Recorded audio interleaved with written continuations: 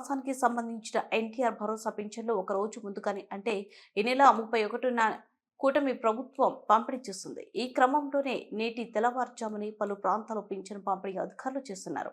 రాష్ట్రంలో పెన్షన్లు పండుగ ఒక రోజు ముందే వచ్చింది. ఒకప్పుడు వైసీపీ ప్రభుత్వం నెల వచ్చి రోజులు గడుస్తున్న పంపిణీ చేసే పరిస్థితి ఉండేది కాదు. కూటమి ప్రభుత్వం అధికారంలోకి వచ్చిన నాటి నుంచి పక్కాగా 1వ తారీఖు లేదంటే ఒక రోజు ముందుగానే పెన్షన్లను పంపిణీ చేస్తున్నారు. ఈ కార్యక్రమంలోనే సెప్టెంబర్ నెల పింఛన్లను ఒక రోజు ముందుగానే పంపిణీ చేస్తుండటంతో పెన్షన్దారులు ఆనందంగా ఉన్నారు. సెప్టెంబర్ 1 ఆదివారం కావడం, ఆ రోజు ప్రభుత్వ ఉద్యోగులకు సెలవు దినం కావడంతో సీఎం చంద్రబాబు ఈ మేరకు నిర్ణయం తీసుకున్నారు.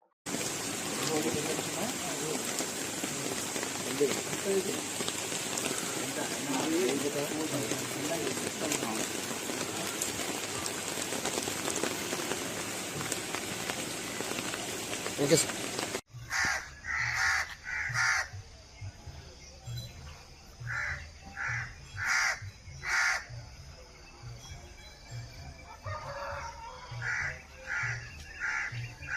బ్రష్